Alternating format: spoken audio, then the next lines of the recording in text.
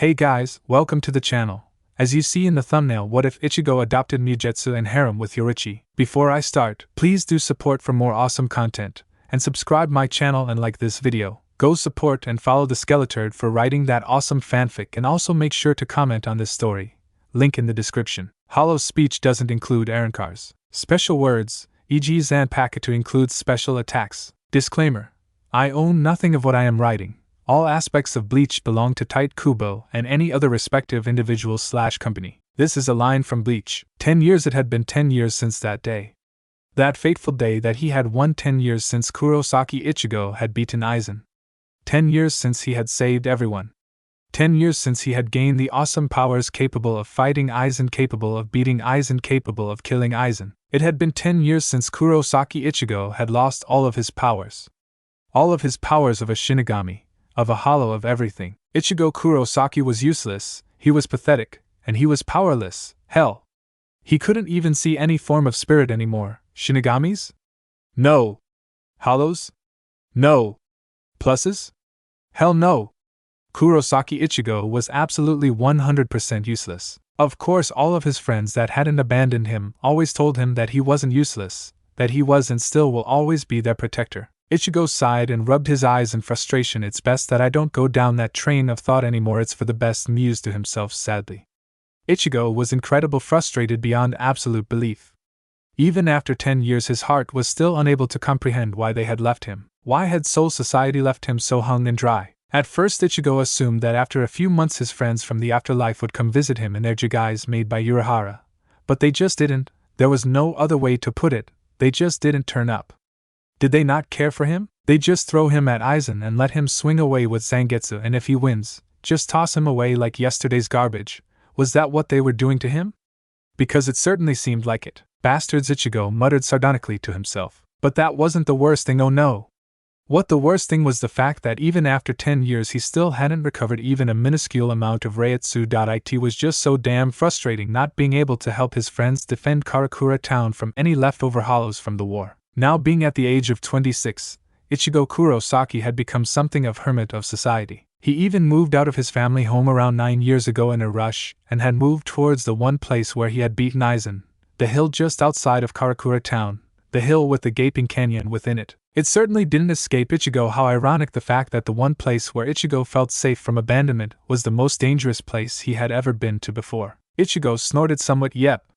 Irony is certainly the one thing I always look for when I am looking for a place to live, and it actually was in a roundabout sort of way. Because of the fact that this was the place where he had beaten Aizen, everyone who ever looked for him never even considered to look here, the most dangerous place where he had been in his short time as a Shinigami. Irony is awesome in that weird sort of way, I suppose Ichigo considered within his mind. Although building his own wooden house on the hill wasn't enough, his friends could still recognize him on his few trips into Karakura town when he needed to get the essentials.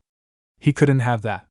He needed to get rid of everything that could remind him of his past life. So he let his hair grow over the 9 years he had left. He let it grow to a ridiculously long length. And since he always hated having long hair, no one would suspect him because everyone would be looking for someone with short hair. His hair looked like his hollows when they fought within the Danai. Although orange hair, no matter how long, is pretty damn recognizable. So that's why instead of Ichigo having uncomfortable long orange hair, he now had uncomfortably long dyed black hair. And considering how much hair he had defiantly gone through quite a lot of hair dye packs. Yeah, Ichigo wasn't happy at how much all those packs cost. His hair reached down to the middle of his back, however it only reached just above his eyes on his front. The fact was that it was still incredibly uncomfortable to live, but if it alleviated and suspicious as to who he was, he would grin and bear it. He couldn't risk being found out, not after what happened last time. I just can't risk it all over again. He still visited Karakura town now and again, only to get some groceries and visit his favorite cafe across from Urahara's Shoten. Ichigo always told himself this was to keep an eye upon Urahara in case he was up to anything that could before risk the whole of the world. But the truth was that Ichigo simply didn't trust Urahara, not anymore anyway. And that's where we find Ichigo Kurosaki, sitting at a table in his favorite cafe, cradling a cup of herbal tea in his cold hands. With it being halfway through November, it was kind of expected. And considering the temperature was -1 degrees, Ichigo could be forgiven for being cold. Ichigo takes a sip of his warm beverage, sighing in ecstasy from the warm herbal liquid running down his throat and warming his whole body. Ah, that's the bloody stuff. I love this stuff, Ichigo mused to himself. Why hello there, cutie, what are you doing here before me today? Questioned a familiar voice to Ichigo in her delight. Turning his head to his right, Ichigo smiled as a familiar chocolate-brown face smirking at him. Ichigo sighed. Hello, Yoruichi-san. Such a pleasure to make your acquaintance once again. The now named Yoruichi smiled back as she lowered herself into the seat across the table from Ichigo. He scratched his dyed black scruffy beard. What would you like today? He questioned. I'm hurt. All this time and you still don't know what I have to drink here. Ichigo couldn't help the grin that crept its way onto his face. Okay, hot chocolate with extra milk and cream it is. As Ichigo flagged down a waiter and asked for the warm drink for Yoruichi. As this happened, her face became a slight frown and Ichigo noticed this occurrence. What's wrong, Yoruichi-san? Oh, nothing, she replied. I'm just wondering if you're going to tell me your name today. Ichigo groaned as he placed his tea gently back onto its saucer. He rubbed his forehead in frustration. However, a certain feline woman wasn't going to relent today. Come on, please, I gave you my name. Please, please, please. Ichigo groaned again and folded his arms in annoyance of the current pestering, a scowl slowly forming upon his face. However, as soon as he saw her pout, he relented without opposition, and a small smile played across his lips. Call me Mugetsu if you must. Ichigo smirked. That was a good name with no obvious connections to him. Well, obvious connection that everybody but me doesn't know. Ichigo expected a lot of things from disclosing his supposed name. What he didn't expect was for Yoruichi's eyes to have practically light up in happiness. Very well then. Mugetsu-san, it's a pleasure to finally know your name. Oh, believe me. The pleasure is all mine. Yoruichi smirked like a Cheshire cat at that comment. Oh, I believe that's quite true, if I do say so myself. Oh, you do you? Ichigo asked cheekily, a grin plastered across his face. Yoruichi leaned slightly across the table and a flirtatious smile played across her chocolate-brown face. Ichigo smiled. My Yoruichi-san, you're being quite flirtatious today, aren't you? Yoruichi only giggled slightly as she began to lean further and was almost face to face, but the waiter came forward with the hot chocolate, a cute blush playing upon her cheeks as she cleared her throat and placed down the cup. Yoruichi chuckles slightly and returns to her seat, silently picking up the warm beverage and takes a sip, never taking her gaze from Ichigo. Ichigo simply smiled as he finished his herbal tea and pulled a notebook out of his faded jeans right pocket along with a pen from his left. He then starts to write within the notebook. Yoruichi raises a delicate purple eyebrow at this. What you doing there, Musan? Ichigo raised a dyed black eyebrow in response to that. Musan? He questioned curiously. Do you prefer a different name perhaps? No, Musan is just fine, Yosan. Yoruichi grinned cheekily at that comment. And in response to your earlier question, I am simply making notes for my new book. Yoruichi looked slightly puzzled at this information and Ichigo's smirk grew in response. What? You expected me to do something else perhaps? Yoruichi quickly shook her head to signify she meant no offense. Thankfully, Ichigo waved his hand slightly as he took no offense for the remark at all. So, what's your book about? Well, to be honest, it's more of a graphic novel than a book. Yoruichi's left eyebrow raised ever so slightly. Oh? What's it about? Ichigo scratched the back of his head sheepishly, which is harder than you'd think thanks to this ridiculous hair. It's about a young boy who gains the powers of a Shinigami and uses those powers to protect the ones he loves. The instant those words left Ichigo's mouth, he knew he could have been in trouble from the slightly narrowed look Yoruichi gave him from across the table. Well done, you dumbass. Ichigo insulted himself mentally. It's really good. The protagonist is a 12-year-old boy with long red hair. Ichigo started to sweat slightly. However, he almost couldn't stop the sigh of relief escape his lips when Yoruichi's narrowed gaze disappeared. What's it called? She asked innocently. Ichigo inwardly smiled. He liked these little talks with Yoruichi even if she didn't know that it was actually Ichigo she was talking to. She made his usual scowling expression into something a little more cheerful. Too bad I can't let her know that it's actually me. I can't risk my family finding out.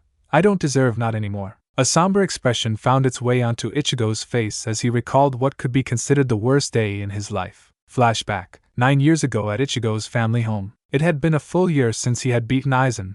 A full year since Soul Society had abandoned him. He was currently within his home with his family. His dad was out taking care of something, whatever that something was, so he was left with looking after his 2 sisters on this fine Saturday afternoon. Getting up from his bed after a few minutes of relaxation, he meandered downstairs into the living room to see his 2 younger sisters sat at the couch debating onto what to watch. Sighing, he plopped himself in between the two, snatching the remote from Karen's hand as he changed the channel to what he wanted to watch. Itchy nay, complained Karen as she lunged at her older brother in an attempt at retrieving the remote from his clutches as he held it high above her head. A smirk found its way slowly on Ichigo's usual somber face. Yuzu noticed this as she giggled cutely at the sight of her twin sister attempting to get the remote back. One-ichan! Yuzu squealed as she jumped at Ichigo in sync with Karen. Ichigo laughed heartily as he held off both attackers from the remote. His eyes shined with happiness as he remembers why he had fought in the first place. Maybe I can live like this from now on. No fighting. No death, just a relaxing life with my family, he thought to himself happily. Too bad Ichigo was going to eat those words in the next second. Smash, flashback and Tsu? Mugetsu-san. Ichigo was broken from his thoughts as Yoruichi's voice reached him. Mugetsu. Are you okay? Yeah, I'm fine. What was your question? Ichigo shook his head to clear his thoughts. I asked you what the name of your novel was. Ichigo mused out loud for a second until his face adopted a grin. My graphic novel's name is Bleach. Bleach? She asked. Both of her delicate eyebrows rose. Ichigo scratched the back of his head sheepishly. It's a working title. What I would do for some herbal tea right now, or coffee, or any drink for that matter, oh god. I am so tired right now, Ichigo/Mugetsu moaned within his muddled head, as he stumbled out of his simple single bed in his simple wooden shack. Ichigo chuckled somewhat at that. Who would have thought that such simplicity would be the most comfiest for me? He rubbed his eyes in a futile attempt at clearing his head from the weary feeling of tiredness on this bleary Thursday morning. He stumbled his way into his bathroom. Ouch, not without bumping into the doorway accidentally. Ichigo fumbled to his sink and turned THR tap on. He lowered his head and dunked it underneath the ice-cold water streaming from the tap, hoping to God that this cleared up his head from tiredness. Holy crap. Yep, it woke Ichigo up good and proper. Grumbling to himself, Ichigo grabbed a towel from the rack beside and began the arduous task of towel drying his hair. It was easy when I had short hair, but this is just one of the annoyances that I must endure, since I'm still hiding my presence from everyone. After the 10-minute process of drying his dyed hair, which thankfully could survive washes, Ichigo threw the towel into the basket, next to his toilet, and returned his gaze back to the mirror above the sink. Once his eyes reached the mirror, they widened dramatically. Ichigo's permanent existent scowl wasn't present in the reflection that greeted him. In fact, nothing within the mirror actually reflected anything that looked slightly like who was looking into it. Because the reflection that was staring back at Ichigo wasn't Ichigo, it was his fully hollowed form that was staring back at him through the mirror. Ichigo stood, completely stunned at what he saw. He couldn't believe his eyes. He refused to believe his eyes. What he saw wasn't possible. He lost his hollow powers. There was no way that this could be real. Yet, try as he might, Ichigo just could not bring himself to look at his hands, to confirm his thoughts. The nagging feeling of what it's true preventing him due to the fear of what would come if he was in fact hollowed. The thought utterly terrified poor Ichigo, who couldn't even breathe now as he stared straight into the eyes of his hollowed counterpart. His pupils diluted at what he saw within his counterpart's eyes. Only one word could sum up what he was currently seeing within those blackened eyes. Death. The death of him, the death of all of his friends, the death of his family, and what made his heart cringe with worry with the death of Yoruichi. He couldn't even start to wonder why the thought of Yoruichi in peril was the most concerning thing he saw. He was still pretty buzzed, having a mental breakdown. However, his hollowed/mirrored counterpart felt the need to add more insanity fuel to the already crumbling wooden house by opening its frightening jaw. I am you and you are me. We are both the same person. Its demonic yet calm voice sent shivers through Ichigo's entire body as he attempted to reply to the mirror. And no, you're wrong. It's all your fault. All your fault. Shut up. But it's okay. You enjoyed it. You enjoyed it when you saw them die, and you will enjoy it again. What? Oh. I'm terribly sorry. I meant I enjoyed watching them die, and I will enjoy watching them die again. No, this can't be real. It can't be. It's real me. All of those things, those deaths that you just had the pleasure of watching, they're all going to come true. Ichigo felt his mind crumbling at this moment. All of his mental defensive walls were just being utterly shattered by his hollowed counterpart's voice. That's not all. These deaths that I just saw all seem to be seen in a first-person perspective. I'm sure you can connect the dots from all of these hints that I've thrown at you. No. The hollowed Ichigo cackled madly. Yes. I did it, you did it. Whatever way of reference floats your boat, the fact remains that you killed them all. You murdered all of your friends, and your family, even our precious Yoruichi. All of them dead. Ichigo whimpered. There was no point in fighting it. His mind was practically switched off at this point. All he could do was take the verbal torment and live in anguish with it. And you know what the best thing is? When you killed Yoruichi, she begged. Oh boy, did she beg for her pretty little life. She begged for us to realize our mistake and come to our senses. Thinking that we were mentally insane and simply going on a murderous rampage. The hollow paused and seemingly leaned closer to Ichigo. Even though Ichigo hadn't moved an inch in front of the mirror don't break down yet, that was just the warming up to the best part. You see, all of these murders of our doing weren't done in insanity, or revenge, or some sick and twisted form of protection from other people, no. It was none of them, it was the simple fact that when we received our powers back, we felt the need to show off, shall we say. Ichigo chalked on thin air, as he crumbled to the floor, rocking back and forth. T couldn't be true, it can't be true, he couldn't let it be true. And that's when Ichigo woke up. No, he shouted as he leaped from his bed and assumed a fighting stance in his bedroom, looking around frantically for any form of danger towards him. When he saw none, he sighed and lowered his tense for slightly. Ichigo's mind wandered to that dream, no, nightmare, and he could only think of one thing. Well, that sure as hell escalated pretty bloody quickly. I should probably try to figure out what that strange nightmare was, but first, I need some herbal tea. Good to know that Ichigo had his priorities straight. However, Ichigo's mighty quest for his herbal tea was halted by a knocking at the door. Rubbing his eyes, Ichigo slowly stumbled from his bedroom, steering very clear of the bathroom, and stood in front of his door.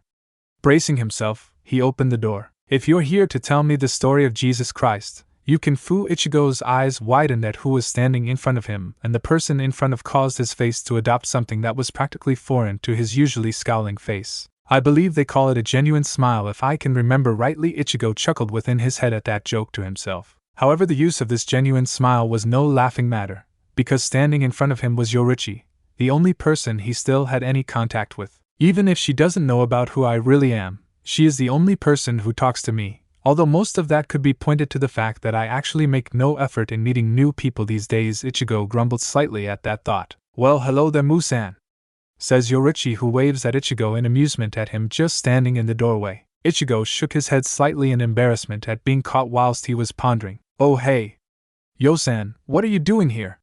Ichigo asked, curious as to why the cheeky cat-like woman was outside his home. At this question, Yoruichi adopted a nervous smirk as she placed her hands behind her head and tilted her head to the left slightly. Well, I was just in the neighborhood and I thought that I might as well as knock onto my good friend's house and see how he was doing. Nothing wrong with that, is there? Yoruichi, you do realize that I live on top of a hill. There is no neighborhood up here. Yoruichi chuckled sheepishly as she shoved her hands her pockets of the ripped black jeans she was currently sporting. Look, are you going to invite me in, or are you just going to keep staring at me? That depends. Yoruichi's eyebrows raised curiously. Depends on what? Whether or not I'm allowed to stare. Yoruichi grinned at that little joke as she leaned forward slightly, her face adopting a sultry look. The look unnerved Ichigo, who didn't understand this advance. A reddish hue appeared on his cheeks as he lowered his head and mumbled for the flash goddess to come into his abode. Yoruichi chuckled as she walked through the doorway, into Ichigo's home. Ichigo stood still for a moment, his mind going over what in the world has just happened. Why was Yoruichi coming into his home? Why did he let her in? And most importantly, why in Soul Society was she knocking on his door in the first place? All of these questions that Ichigo had running through his mind would have to wait at for the moment. Ichigo had a guest, and he had to be a good host. Ichigo smiled and closed his door, following Yoruichi, who had found her way into his living room. Ichigo made his way into his living room to see Yoruichi comfortably sat on his couch, her feet tucked underneath her body as she huddled into the ledge of the couch. Ichigo walked across the room and seated himself in his personal single chair, which was adjacent to the couch. Take a seat, he said sardonically. Yoruichi giggled. Don't mind if I do, Musan, Yoruichi teased, a grin upon her lips as she snuggled even deeper into his couch, almost mocking Ichigo in a way. Whilst Yoruichi burrowed even deeper into his couch, Ichigo took this moment to admire what she was wearing, and he came to a conclusion that she wasn't wearing her usual orange top with black tights. Today she was wearing an orange blouse which reached her knees and the faded ripped black jeans that Ichigo noticed before. She looks beautiful. She should wear clothes that aren't training clothes more often. They suit her perfectly. Ichigo's thoughts were sudden and surprising, but they weren't unwelcome, which confused Ichigo. He hadn't cared what Yoruichi looked like beforehand. She was just his mentor and a good friend who helped him gain the power to save Ruka when he was just a little Shinigami in a big bad Shinigami world. He never thought clothes could make someone even more beautiful. He never even paid any mind to these sorts of things. It's not really my fault. I was a bit too busy saving the world and the afterlife at the time when I first met Yoruichi. Ichigo decided that he had spent too much time thinking about menial things when the person of his thoughts was right in front of him. Thankfully, Yoruichi hadn't noticed Ichigo's unfocused stare because she was gazing around the room, seeming to look at all of the objects within his living room. At this point, Ichigo realized his main dilemma. He had no idea on how to treat a guest or how to be a good host. Back when he was known as Ichigo to people, he never invited people round, because of his father and his crazy antics, scared of creeping out his guests because of his overactive dad. However, during Ichigo's mental crisis he remembered something his dad had said to him a long time ago, back when he was just a boy. Flashback. Now remember, my son, if you ever find yourself in the presence of a beautiful lady who is your guest in your own home, always remember to ask if they want a drink first. That question is what we may call the icebreaker, and it has saved our hides more times than most men would like to count. Isshin leaned down and placed his hand on his son's shoulder. Overly dramatized tears were present in his eyes as his bottom lip whimpered. Promise me, son. Promise me that you will ask this question, because if you do, you'd make Daddy the happiest man alive. Isshin's eyes glazed with fatherly pride as he looked at his son, admiring at what a catch he would be when he grew up. Ichigo looked up into his father's eyes. That's great, Dad. But can I go now? I'm going to be late for my first day at primary school. Flashback end. Ichigo could scarcely believe it, but he was actually going to use his father's advice for once in his life. So Ichigo swallowed a lump in his throat, suddenly wondering where this nervousness came from. So what? Asked Yoruichi slyly as her eyes met Ichigo's. Ichigo's insides bullied. He knew what she was doing. She was playing with him. She could easily tell that he was nervous, and just like Ichigo knew her, she capitalized upon this sudden nervousness like a hungry cat who just found its next prey. Ichigo had to chuckle at such a good metaphor that was for Yoruichi. However, there was no time to chuckle about the jokes he makes within his head because the cat had just found its prey. Would you like a drink? Yoruichi nodded as she continued to open her mouth to start the teasing, but Ichigo was already out of the room, his long flowing black hair trailing behind him. In the kitchen, Ichigo swore he could hear Yoruichi's laughter coming from the living room, but he shrugged it off and then went on to make a hot chocolate with extra milk for his guest and some herbal tea for himself. During this process, Ichigo let his mind wander, and not always for the best as it turns out. Today was one of those bad times. As Ichigo's mind went back to that fateful day, everything changed for the worse. Flashback. 9 years ago, Ichigo's family house. Ichigo laughed heartily as he held off both attackers from the remote. His eyes shined with happiness as he remembers why he had fought in the first place. Maybe I can live like this from now on. No fighting. No death. Just a relaxing life with my family, he thought to himself happily. Too bad Ichigo was going to eat those words in the next second. Smash! When Ichan screamed Yuzu as Ichigo instinctively covered both of his little sisters formed the falling debris of what used to be the roof of the Kurosaki family clinic. Ichigo was beyond pissed. Whoever had done this was going to die a slow and painful death. How dare they threaten his two younger sisters? Oh yes, they would pay.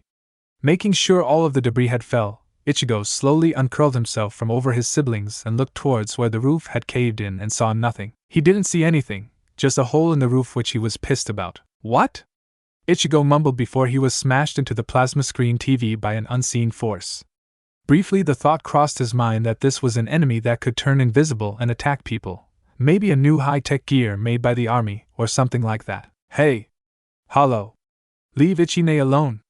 Shouted Karen as she charged at seemingly nothing. Nope, it's a hollow, of course it's a hollow. Karen, stop! It was too late. The hollow had grabbed Karen and threw her into a wall, although to Ichigo it just looked like a creepy puppet show.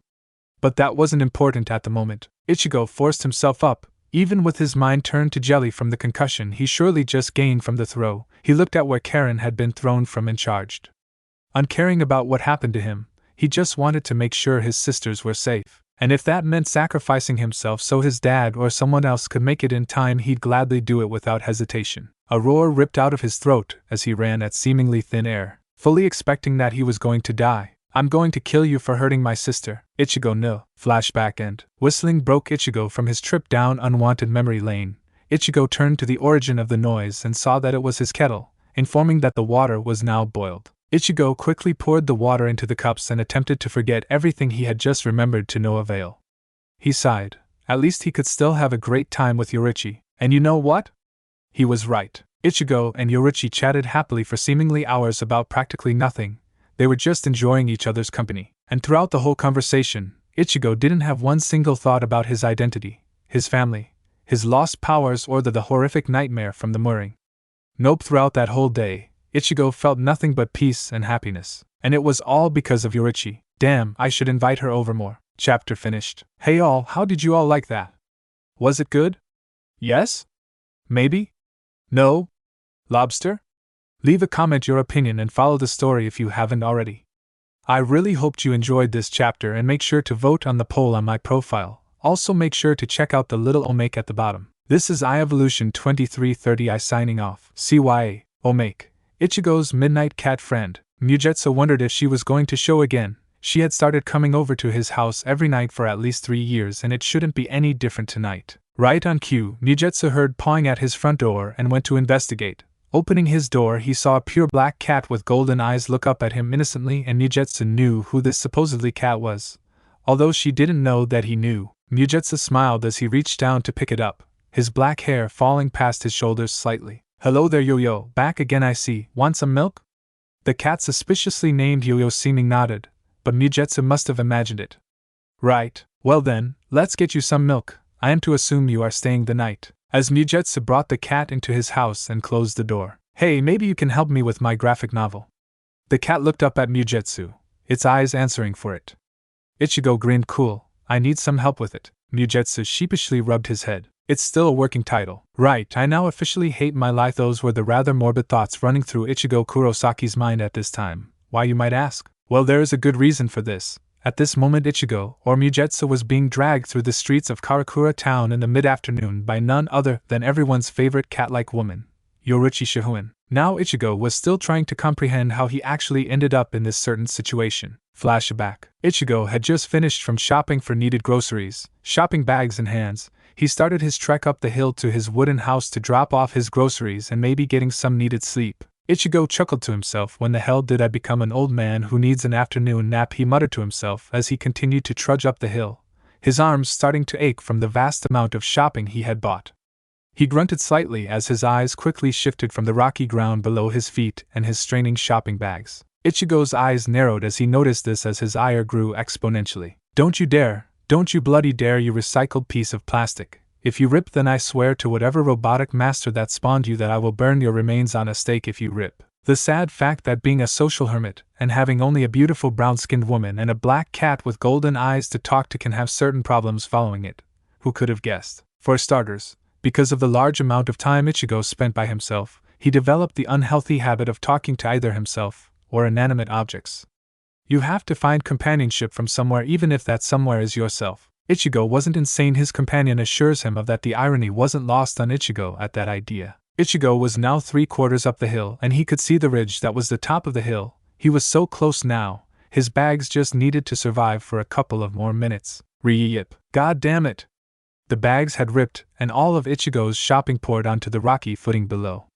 Ichigo grabbed his hair in frustration as he attempted to calm himself down from this bad luck. He sighed as he stuffed the ripped bags into his trenchcoat's pockets, still grumbling incoherently to himself as his mind went over ways as to fix this unfortunate situation that he now found himself in. Hhhhhhh. Mother Fu. Giggling stopped Ichigo's rant as he looked towards where said giggling was originating from.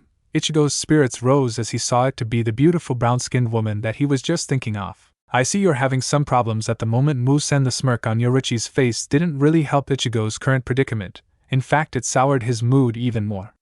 Acting slightly petulant, he turned away from Yoruichi in a huff, thus causing even more giggling to come from Yoruichi's mouth. Yeah.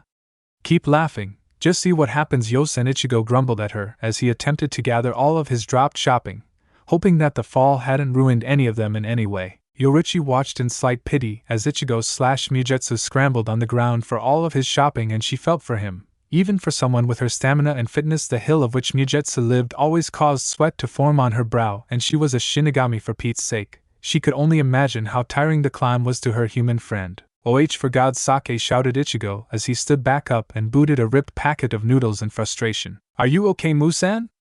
Yoruichi asked her friend worriedly. Something such as this wouldn't usually annoy her friend as much as it seems to be doing.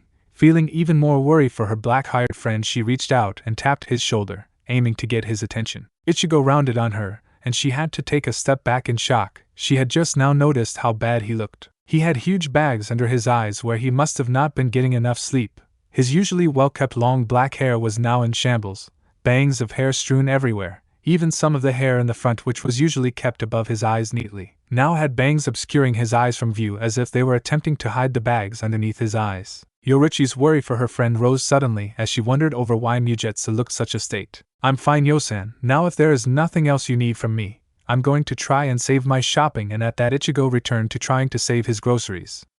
Yoruichi's heart went out to him as Ichigo lowered his body again and rooted through his fallen shopping, looking for any shopping that hadn't ripped, broken, or cracked. Yoruichi stood there for a while, just watching as her mind went over ways to resolve this problem that befell her seemingly sleep-deprived friend. In a moment that could be considered incredibly cliché, and if Ichigo saw it, he would have called it dumb, Yoruichi clicked her fingers as inspiration struck her like a bolt of lightning. Reaching down to the still grumbling form of Mugetsu, she gripped his hand and lifted him up to his feet. Not waiting to let him ask what she was doing, she already started dragging him down the hill, and Ichigo was powerless to stop her. All he could do was question hers and his sanity at the moment. Flashback end. And that's why we find our befuddled hero being dragged through the streets of Karakura town. Testing his luck, Ichigo attempted to ask where they were going again. Yo-san! Where are we going again?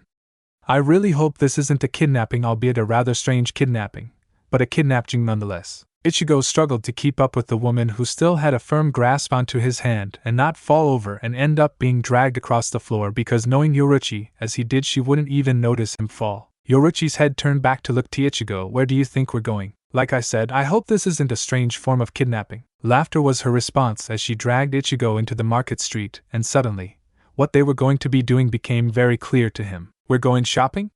Ichigo asked to hopefully confirm his suspicions. Of course we are, silly. What else are friends for?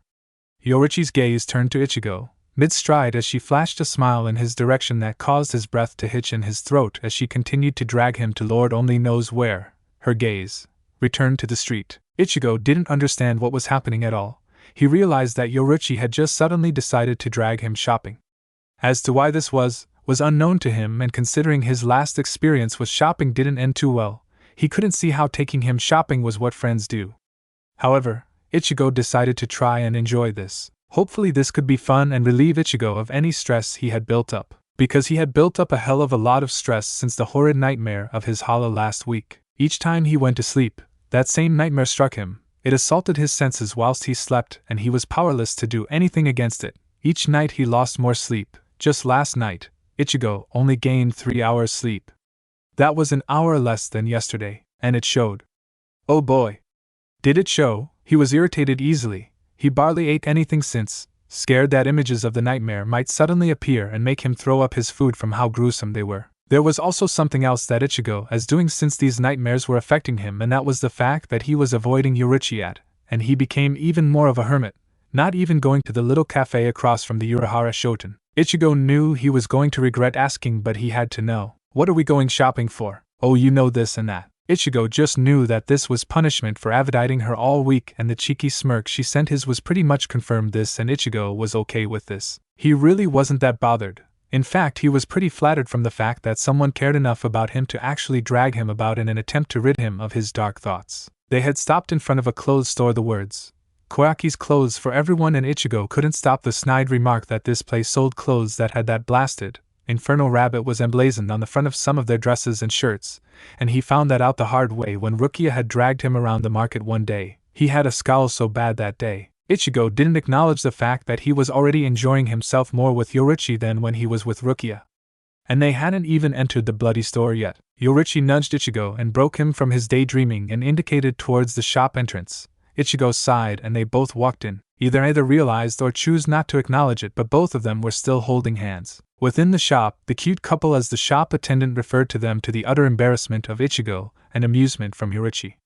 Anyway, the cute couple went to the dress section of the shop, and Yoruichi had Ichigo sit down on a stool like a good little puppy as she went and tried on different dresses. Throughout that unique experience, Ichigo found himself being the judge of Yoruichi's looks, as every time she came out a new dress, she'd cast her eyes upon Ichigo, waiting for his opinion. And although Ichigo would never admit it to himself, but even though Ichigo always said that she looked pretty good in a gruff manner, each new dress that she wore made her look even more beautiful than the other. Oh, and that black dress, it sent shivers down Ichigo's spine. It was about halfway through the dress expedition when Yoruichi came out wearing a black silk, ankle-length dress with a shoulder strap going over her right shoulder. But that wasn't the best thing. No, the best thing was the slit in the dress that revealed a lot of Yoruichi's right leg. The dress was perfect for her. It was simple yet elegant, why yet innocent to Ichigo. It just screamed Yoruichi. Too bad that Yoruichi wasn't buying anything. Ichigo sighed as he stood up as Yoruichi finished placing the last dress back on its hanger. Yoruichi said they were going to go to the organic market after this. Ichigo nodded as he walked after her, retreating, when suddenly a thought entered his mind. You go on.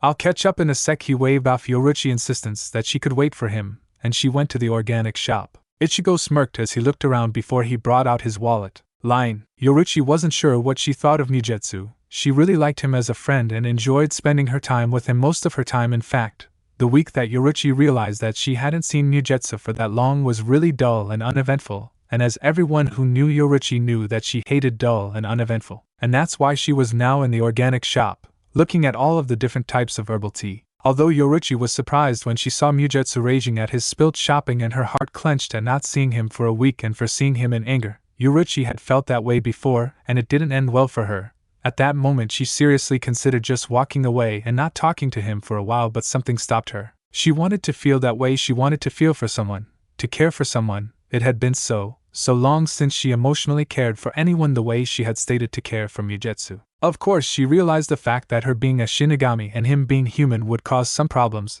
and there would be a lot of explanations needed, but Yoruichi allowed a grin to form on her face as she picked the peppermint flavor to buy. If Mugetsu still accepted her when she told him about herself, then she most likely would be the happiest person ever. A frown then formed as she paid for the tea. But if he runs away, I don't think I could take it all over again, the pain. Yoruichi had just walked out of the shop. Her mood soured somewhat. However, it rose instantly once she saw the person of her thoughts come out of the clothes store and start to stroll towards her. Her eyebrows rose at the sight of the bag in his hands. He bought something? Yo-san, you didn't have to get me herbal tea. I have lots stocked up at my house. Oh, I know, this tea is for me, Yoruichi said finally. Ichigo just looked dumbfounded at her, and Yoruichi decided to elaborate. This herbal tea is coming with me back to the Shoten where I live, and I'm taking you as well. Happy smile on Yoruichi's face stopped the harsh remark that was coming from Ichigo's mouth. Instead, he simply sighed and slumped his shoulders. So I was right about the strange kidnapping? Yep, Yoruichi nodded and then once again grabbed Ichigo's hand and dragged him in the direction of the Shoten.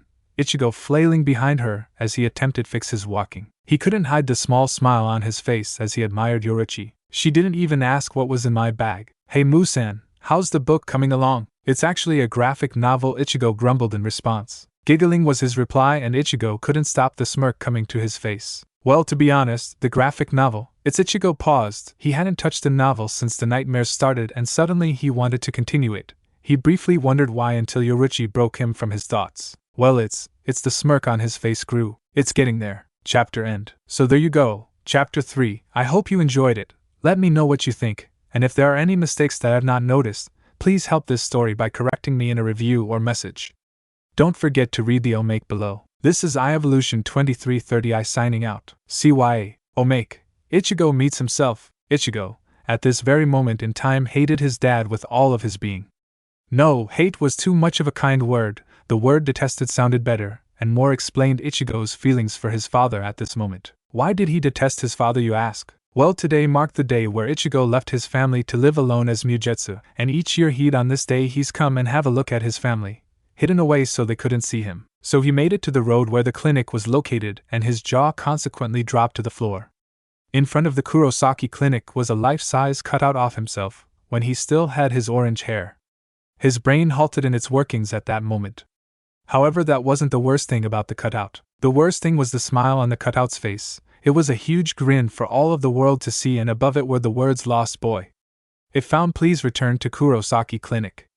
Next time we'll remember to put the leash on." His father was a dead man, Ichigo grumbled as he looked over all of his paper laid out before him on his writing desk. He was currently in the process of drawing some of the characters of his graphic novel, attempting to picture how each of his characters would look like. And that's where we find Ichigo's current predicament. He wasn't able to determine how his characters should look like in this graphic novel. It was infuriating. He had managed to get the plot down. He had all of the story parts thought out and jotted down in his notebook. But the actual visual characters that he needed to draw for his story, they eluded his thoughts. Always just outside his reach. He had designed the main character of the story. He was a character who had a striking resemblance to Ichigo 10 years prior, before he dyed his hair and grew it out. This character had white hair instead of orange, just like Ichigo's younger form, and always seemed to have a permanent scowl on his face. Just like myself, when I was younger, it seems, Ichigo thought to himself. Ichigo didn't understand why the idea of making the hero of his novel like himself when he was younger seemed to appeal to him, but it seemed like the right idea for the character to him. He wouldn't be overly happy, annoying everyone around him. He wouldn't be too smart, so he wouldn't make anyone feel inadequate with their intelligence. He didn't want to make the character too angry, otherwise people wouldn't like to associate with him. It was all such a delicate balance so the character that he had envisioned would feel and act alive within the graphic novel. The character would be like him when he was younger. He would brood and moan, but ultimately he would care for those around him even if he didn't outwardly show it. Just like him when he was younger, caring, brave, heroic, incredibly naive. Ichigo had to groan as his thoughts attempted to revisit the DOS of his past. He lightly slapped his cheeks to shake him from his memories. He didn't need that. What he needed was to simply move on and be happy that everyone he cares for was finally safe and sound. All he had to do was forget all about his past life and live in content within his comfortable hand-built cabin. Then why do you always think of her? Think of who? You know, I can't help it, she's just always there. You could always just avoid her. I can't do that. Can't or won't? Aye, you know what you have to do. Why? You have to make a choice. Do you shut yourself in and avoid everyone including her? Making it that you forget all about the past and look towards the future? Stop. Or do you accept the fact that you can't live without her in your life and let her into your life? No, just shut up. You know you have to choose. No, choose. I can't. Choose. Why? Choose. Ichigo jerked up from his desk as his eyes opened, coughing slightly as he checked where he was. He was relieved to see that he had just fallen asleep on his desk. However, he frowned when he saw that he had drooled during his impromptu sleep and that his drool had dropped onto his artwork. Ichigo sighed as he went through the process of wiping the drool of his work, whilst carefully making sure that his work wasn't ruined by the drool. Sometimes Ichigo hated his life, and this was one of those moments. Ichigo stood up from his chair and stretched his arms and legs in an attempt to get the feeling in his legs back. Checking the time, Ichigo was annoyed to see that it was now 9:30 p.m. He had just wasted the whole day sleeping. God damn it, I wasted all of my day just sleeping. Ichigo felt restless. He knew that he wasn't going to be able to go to sleep tonight. He needed to go out and do something, anything to forget about that dream. He didn't want to think about it, what it implies, and he didn't want anything to do with that dream, because it had to be a dream. Ichigo sighed. He really didn't need this right now. The date that the first chapter of the graphic novel that was to be published was coming up frighteningly fast, and if he didn't meet the deadline then he wouldn't be able to afford the necessities of life such as food. He needed this to work or he wouldn't know what he would do. What I don't need is conflicting emotions. At least not until I have published the first chapter. He needed to clear his head right now. Strolling into his bedroom, he threw open his cupboard and reached inside, and after a few seconds of searching, Ichigo pulled out a bakken. He held the wooden sword within his right hand, feeling the weight and balance of the training sword.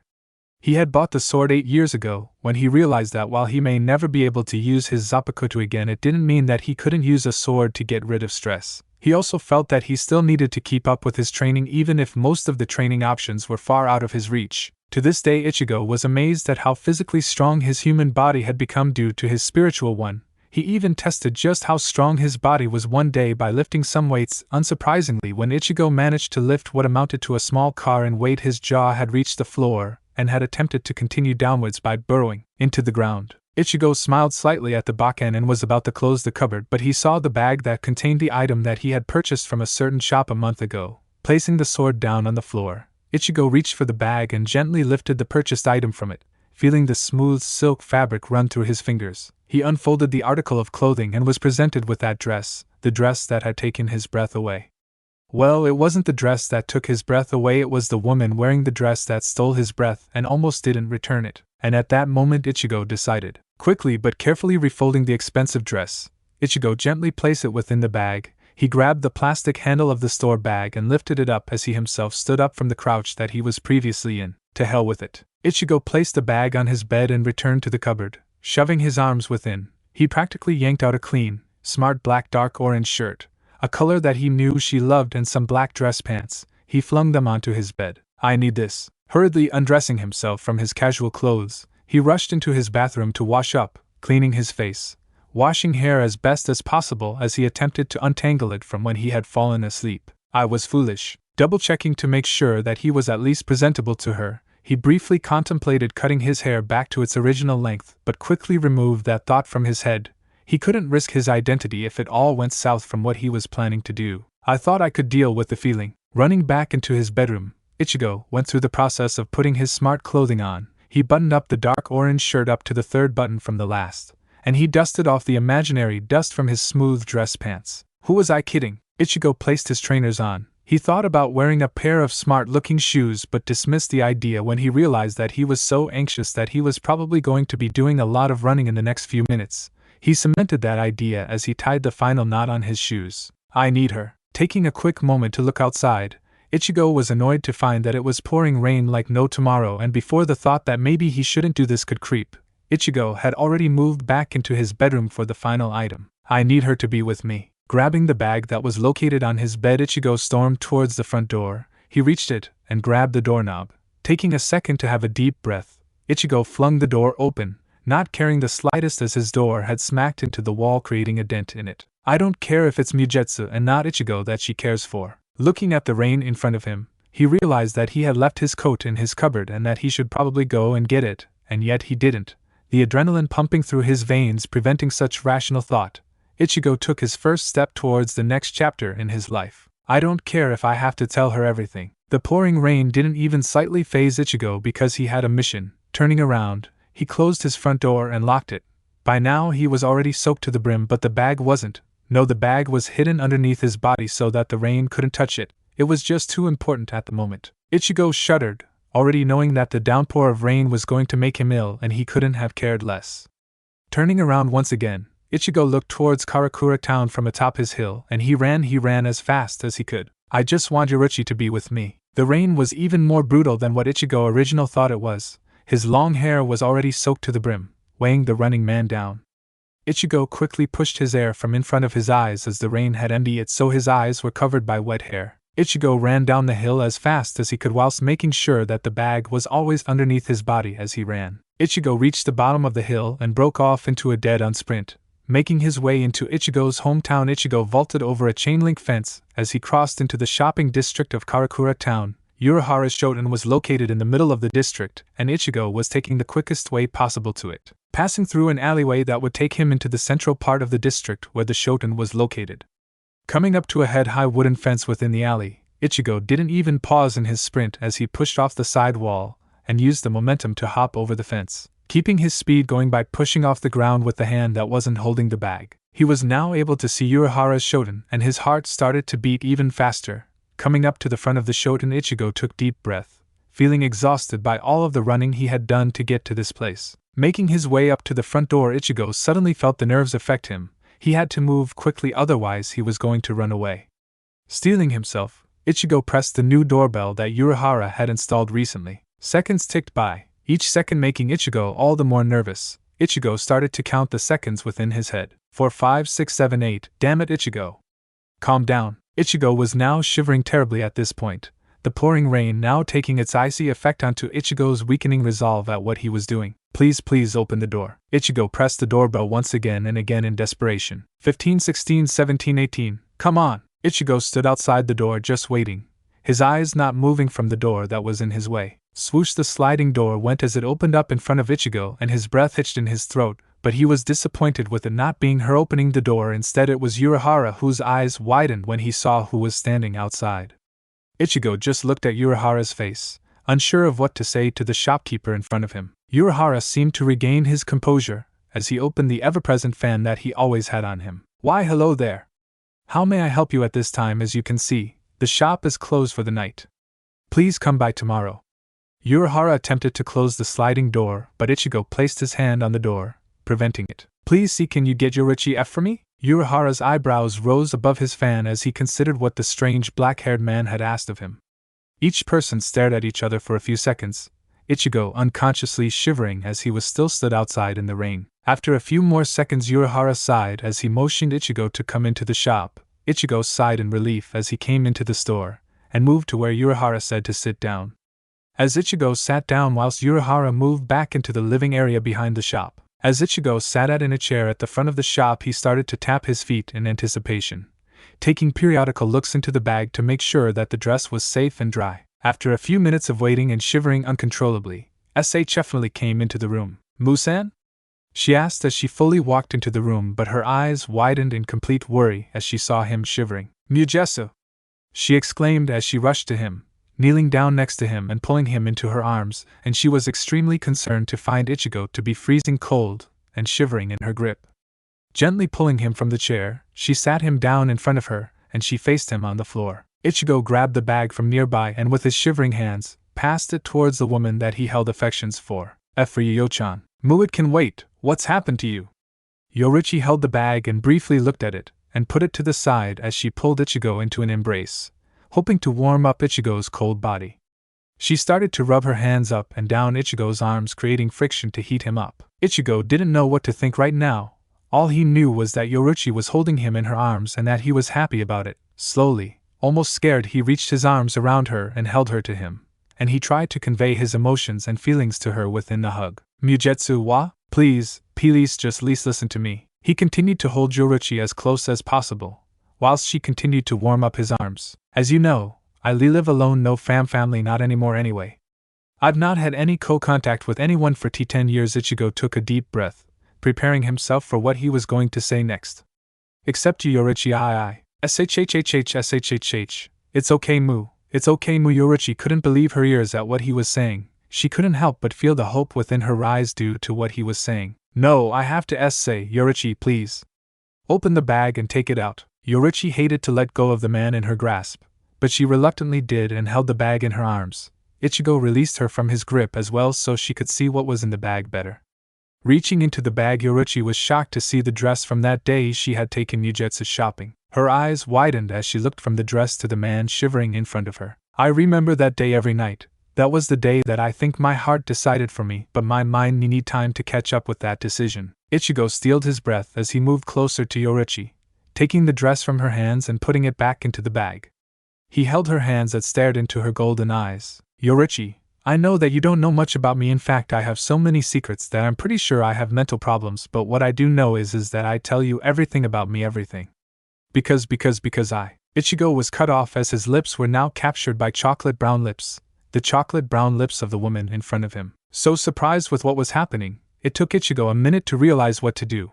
But he was brought back into reality when Yoruichi placed herself onto his lap and circled her arms around his neck. And Ichigo replied with gusto, wrapping his arms around her waist and deepening it being his first. He thought it would be sloppy and embarrassing. Instead, he found that his was everything. His world mattered about that moment. The lasted for a while, and when it ended, both people leaned their foreheads together as they stared into each other's eyes. Mugetsu, I don't care for your secrets. If you feel like you have to tell me, then you can, because as from right now I live with you. Ichigo had to take a double take as he looked at Yoruichi's beaming face as Yoruichi continued, Mukuen. I also have many secrets that I have to tell you and hope you will still accept me, but there is one thing that I do know. Yoruichi leaned further towards the man she held affections for. For some reason you make me feel alive. Yoruichi's lips once again connected with Ichigo's. And at that moment Ichigo knew that he had made the right decision and that whatever happens now he would accept it with his arms wide open and with a smile on his face, because now he had someone to be with. Chapter finished. Thank you for reading this chapter and I really hoped you enjoyed it. Let me know what you think about the part where Ichigo is making his decision. I spent at least 2 months trying to get it right. At first I felt I overdid it, then I felt like I underdid it. Please tell what you think. Also, fun fact, what I was referring to in my intro, the path I take with this story changes. You might be amazed to know that I had written the ending of this chapter 4 times, and have come up with at least 3 different endings to this chapter alone. Let me know if you wish to see them. If so, I'd probably put them underneath the omake of the next chapter. Remember to read the omake at the bottom. Hope you enjoy. Omake, Mugetsu meets the family. Mugetsu walked down the road, minding his own business. He was going to do his weekly shopping in Karakura, and his usual path to the store always took him past the park that he used to take his little sisters. Chancing a look at the park, Mugetsu's eyes widened to the size of dinner plates, because in the park was someone he never thought he'd see again. In the park were 2 people that he would never forget in his life. Orihime Inoue and Yuri Ishida were sitting together on a bench, Ishida's arms wrapped around Orihime's shoulder, their heads leaning on each other's. What in the world? Mugetsu had to take a double take at that, and what he saw next caused him to fall over backwards. Mommy! Daddy! Come play with me. What in the hell? A little girl with orange hair just like her mother ran towards Orihime and jumped onto her lap, hugging both her father and mother at the same time. Orihime giggled and picked up her daughter into the air whilst Ishida chuckled along with it. I just give up. Mugetsu had to smile at that. He was glad to know that his friends were living life to the fullest without him, and then his mind wandered to something that made him smile even more. It was a thought of him and a certain purple-haired woman doing the same thing with a little purple-haired daughter lifted into the air by the woman. Ichigo shook his head as the smile stayed on his face. I think I'll go visit Yoruichi today. Casting his eyes towards his old friends, his eyes gleamed happily as he walked away, the wind blowing through his black hair. A thought struck him as his mind went back to the graphic novel he was drawing and frowned. He might have to ask Yoruichi about what he should do with the graphic novel, because it seems like I hit a serious case of writer's block. Mukuen! Time to get up. Grumblings can be heard as the reply. A loud sigh occurs shortly after the grumble as the footsteps can be heard coming closer to the supposed Mukuen's location. The noise of a wooden door creaking open can be heard, the sound of it almost deafening within the silence that the room permeates. The sound of quiet feet shuffling along the carpeted floor. A bed is against the wall in the middle of each wall, and the bed was a man with flowing black hair sleeping peacefully within. The footsteps grew louder, and faint giggling could be heard if one would stress their ears hard enough. The unknown assailant stood at the base of the bed, now simply staring at the man sleeping within. The shaded figure crouched slightly in preparations and waited for a few tense seconds. "Wake up, Mukuen!" shouted the figure as it jumped from the floor onto the person sleeping, known as Mukuen. A high-pitched scream could be heard as the man in the bed felt the weight of his assailant landing upon him, waking him very suddenly from his slumber. Happy laughter could be heard throughout the house as Mukuen woke with a startle to see the one woman he had ever loved, fully dressed, lying on top of him with an incredible mischievous glint within her golden eyes. "Ugh! Yoruichi? Why did you do that?" the man asked as he rubbed some leftover sleep from his recently woken eyes. Yoruichi's response was to smile innocently and start to get up off the man. However, the man wasn't having any of it. Leaning up quickly, he wrapped his arms around his love and pulled her back down to the bed, chuckling inwardly as he caused his goddess to let out a surprised deep. The man landed back on the bed, holding Yoruichi tightly to his body, laughing out loud as he felt her futilely trying to get out of his grasp. After a minute of struggling, of which it was obvious that Yoruichi wasn't really trying to release herself from her love's hold, finally she gave up and simply lied on top of her Mukuen, knowing that she wasn't going to try and escape from him. Mugetsu removed one arm from around the dark-skinned beauty and started to run his fingers through her long purple hair, both people enjoying the feeling. The two of them lied there for a while, simply soaking in the fact that they were in fact together, and nothing was going to stop that. They continued to lie in silence, Ichigo gently running his right hand through Yoruichi's hair whilst his left hand was on her hip, keeping her stable upon his body. As Ichigo did this, Yoruichi simply rested her head upon the black-haired man's chest, listening and feeling his relaxed heartbeat, which was starting to lull her to sleep. But that wasn't what she came into here for. It was time for Mugetsu to get up. So very reluctantly, she raised her head so she could clearly stare into Mugetsu's deep brown eyes, intently staring back into her own eyes. Such pretty eyes, so much like Ichigo's. "Ichigo, where did you go?" Unintentionally, Yoruichi's mood soured, which did not go unnoticed by the man underneath herself. Shaking her slightly, he was glad when her eyes went from unfocused and back on his eyes. "Hey! What's wrong, Yo-chan?" he asked softly as he stroked her cheek with his hand, the contact sending slight jolts through both members. Yoruichi, despite her forlorn thoughts, couldn't help but grin at the man who held her cheek in his gentle hand. She couldn't believe how lucky she was in finding this man and making him a part of her everyday life. "It's nothing, Mugetsu-kun. I'm simply thinking of the past and someone important to who I failed to make sure was okay." Ichigo's brain thought of anyone who she could have failed, and he kept coming up blank as to who she was referring to. Soifan? No, Yoruichi can simply go into the Saitridi anytime she pleases and see her past pupils, so it can't be her. I really can't think of anyone who she could have failed that I know of. Unless, no, that's silly, she can't believe she failed who I think she thinks she failed. He was a stubborn person, very headstrong and dedicated to everyone he cared for. I mean, this guy would have taken a bullet for any one of his friends, and then asked them if they were okay. Yoruichi started to recall of the characteristics that fit the person she was remembering, and each of these characteristics were making Ichigo worried for the woman in his arms. I failed him. He did some very heroic things and saved a lot of people, myself including, and none of the people, myself included, even went to see the poor guy. Hey, it's okay, whoever this guy is, I'm sure he's happy that he was able to save his precious people. I know I'd be happy with that if I was in this guy's shoes. That's the thing, you remind me so much of the person. You care deeply about those precious to you, never minding the fact that basically amounts to me. Ichigo chuckles at that last comment whilst also feeling slightly overwhelmed with what Yoruichi had said before about failing the person. And now he was certain he knew who she was talking about, and he couldn't help but feel bad over the fact that he put the person he loved in emotional pain without knowing. Unsure of what to do, Ichigo simply held Yoruichi tightly against him in an attempt to share the burden of sadness that she held for all this time. It killed him inside knowing that he couldn't risk revealing his true identity just yet, even to the person he loved.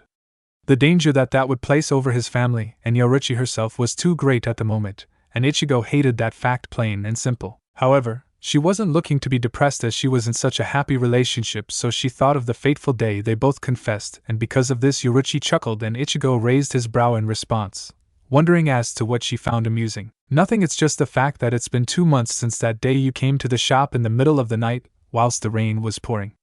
That was really stupid, by the way. You could have gotten hypothermia or something like that, Yoruichi kindly scolded her boyfriend underneath her. Ichigo chortled in response. Totally worth it.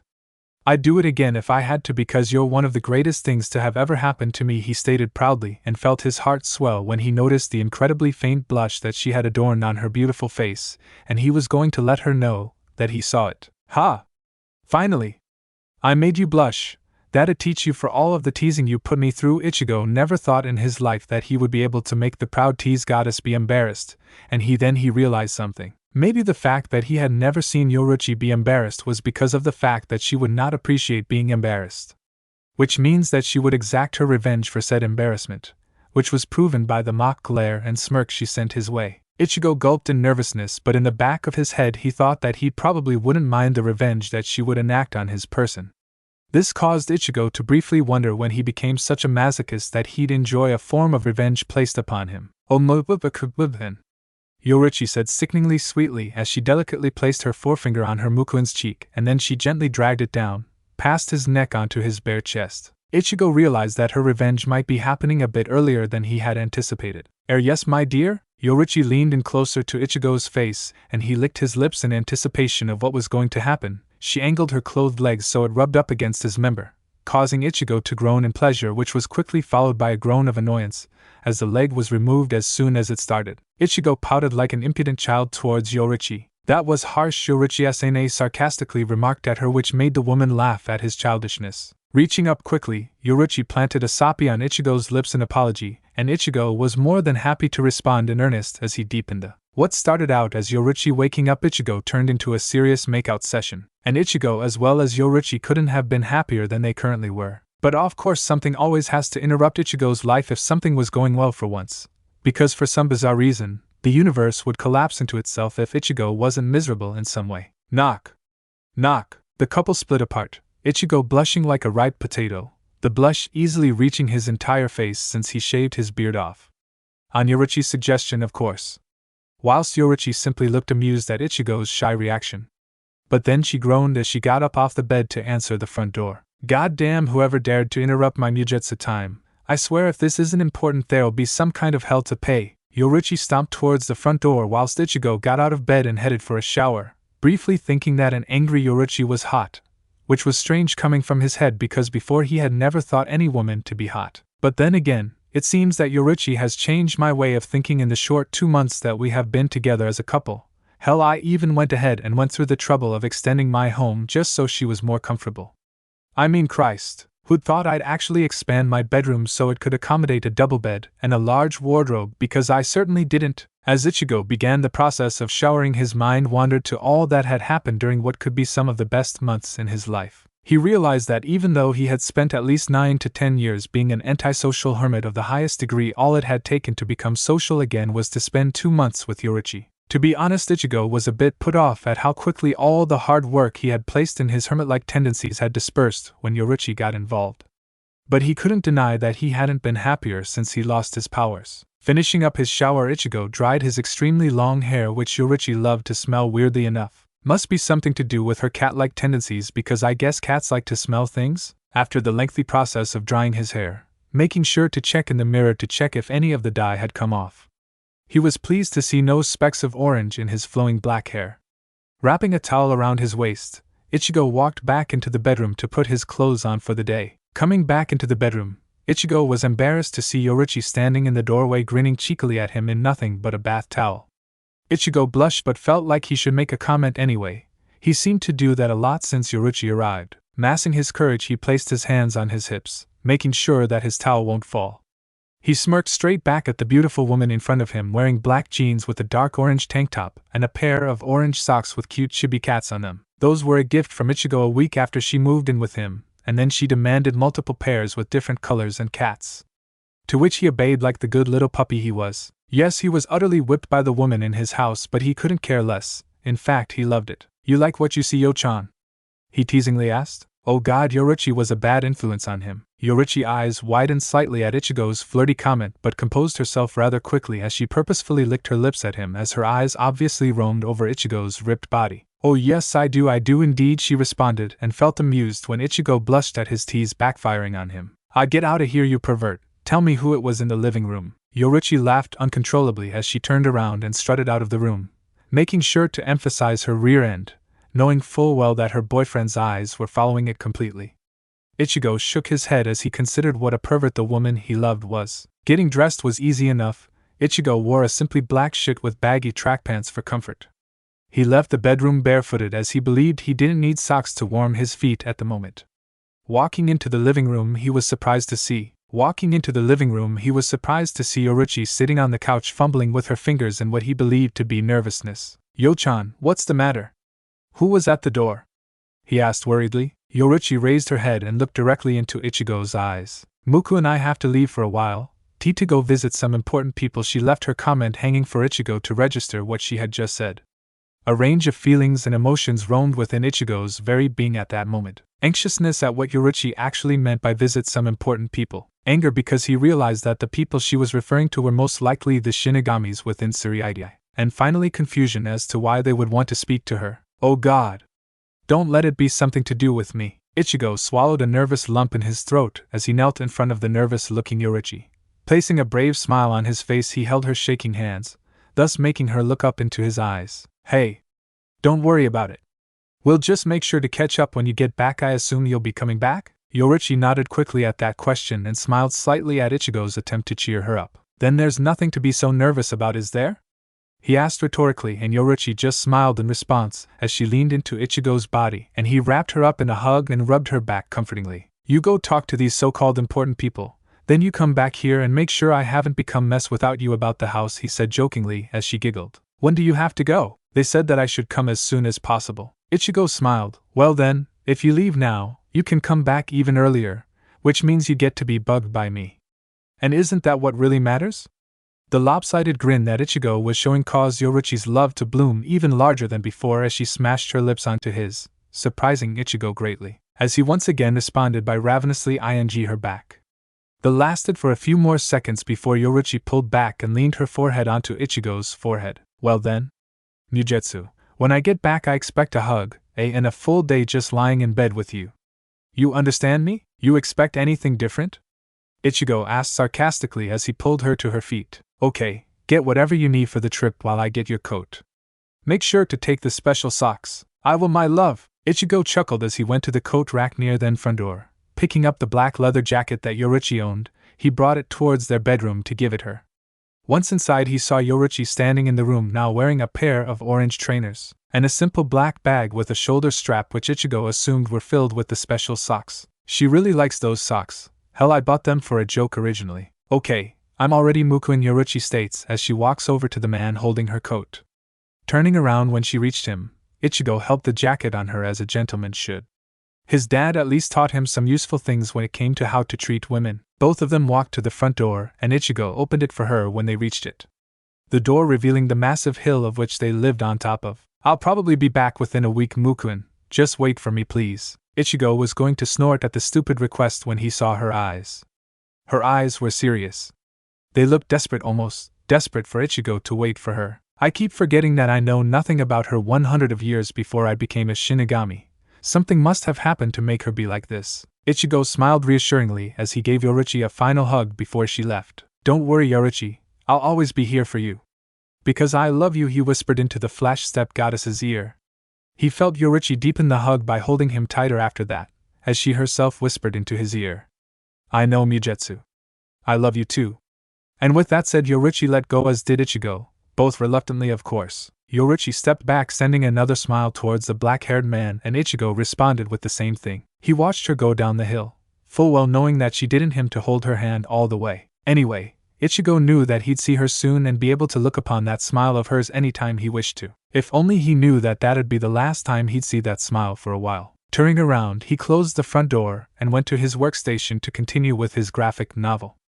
because of course, the story must continue. Chap 5 Yendi, really hoped you enjoyed it. I feel like I'm about 1/3 of the way through of this amazing story of which I love to write. Please tell me what you think of all the romance within this chapter. Is it any good? I always feel like I'm at my best when writing romance, but I'd like a second opinion to make sure it's good. Thank you all for all of the support you've all given me. Do not worry, this precious gem of a story of mine will be finished. Remember, read the omake below for some comedy. Also, 1 out of 3 of the alternate endings from last chapter are beneath the omake. Let me know what you think about them as well. This is me signing off for chapter 5. Ja any, omake. Ichigo meets Urahara again? Ichigo wasn't too happy today. He had woken up with no Yoruichi next to him in bed and no Yoruichi in his house. All that was left was a simple note on his kitchen cabinet that read, "Hey Mukuen, I'm currently visiting my friend, Kisuke Urahara, you know. The man who runs the sweet shop in the shopping district. When you get up, come over to the shop so I can introduce you to him. I'll bet you two would get along like a house on fire. See you there. Love you." It wasn't that he hated the crazy Shinigami-shintist. He simply disliked the fact that he had to re-meet the guy after he spent 9 to 10 years avoiding the weirdo. Yoruichi was going to be the death of him at this rate. Ichigo had now reached the shoten and knocked on the wood near the sliding door to get the occupant's attention.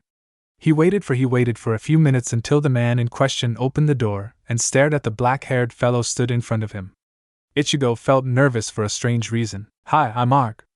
Ichigo was grabbed by the scruff of his shirt as Urahara glared threateningly at the black-haired fellow that he held. "I know who you are. If I hear that you've even thought about mistreating Yoruichi, I'll end your very existence." Ichigo had no idea how to respond to that, so when the man suddenly let him go and smiled innocently, he was even more confused. Well, with the introductions out of the way, "Come on in.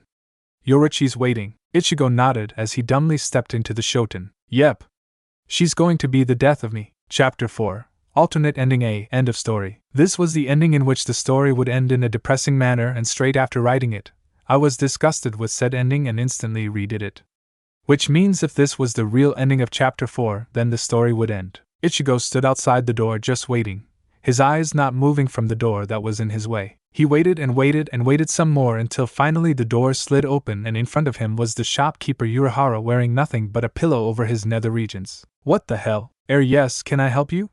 "I'm kind of busy." Ichigo shook his head as the rain pelted away at him. "Oh yeah. Could you get Yoruichi for me?" "I'm not sure that's a good idea." "What do you mean?" Urahara was about to answer, but a hand coming over his shoulder stopped him. "Kisuke-kun, what's the hold up?" asked a very, very familiar voice, a voice which made Ichigo feel like crying, for the person that the voice belonged to was no other than the person he came all the way here for. Ichigo's eyes widened in surprise. Why Yoruichi?" he asked pathetically. The woman in question peeked over Urahara's shoulder, a bedsheet covering her body, her eyes widening at seeing who it was. It was at this point that Ichigo's heart broke into a million pieces. "Ichigo? What are you doing here?" But Ichigo didn't hear any of that, for he had already ran off down the street. He needed to get away from here as soon as possible.